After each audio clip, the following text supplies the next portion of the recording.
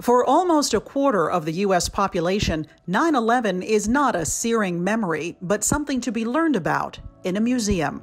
Those images are imprinted in our consciousness, but there's an entire generation of people, 25 years and younger, kids who were maybe too young to remember the events or born after 9/11, for whom this is history.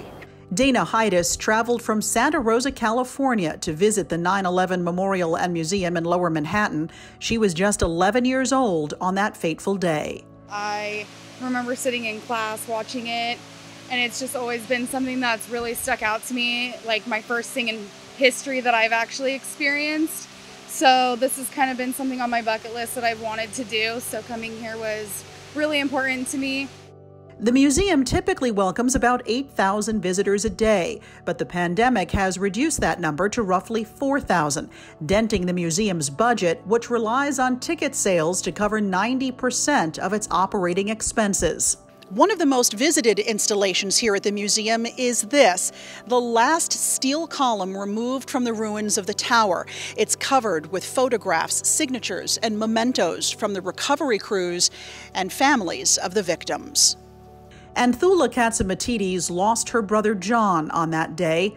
She says the passage of time has not eased her pain.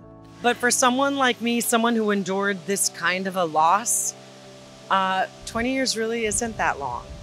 So when people ask me that question, it's really hard to answer because I feel like I think about John as if I lost him yesterday. John Katsimatides worked in the North Tower, where he was a bond trader for Cantor Fitzgerald, the Wall Street firm that lost a staggering 658 employees in the attacks. To help ensure the next generation never forgets, the museum has launched the Never Forget Fund, which raises money to pay for educational programs to teach young people about what happened on that day and its lasting impact on the world. This limited edition commemorative metal ticket is just one of the ways the fund is raising support. We're encouraging people, give it to that teenager in your house, give it to that college student, encourage them, here's your ticket. Learn what happened 20 years ago. Yeah. So it is a way of transmitting the history to the next generation while maintaining our own ability to commemorate. A museum ticket costs $26, but the 8-acre Memorial Plaza, with its 2 reflecting pools covering the exact footprints of the original Twin Towers, is free and open year-round. Katsimatides, who is also a museum trustee, says the space is an affirmation of life. You know, you have the beautiful canopies of trees and all the beautiful green grass. And of course, it's open to the sky. And the sound of the rushing water, every once in a while, if you could see, we could see a little rainbow, right? Yeah. Which, how can that not give you hope, you know? And when we got here, the wind just spit the water up at us, which was awesome, because I really felt like that was John sending me a message.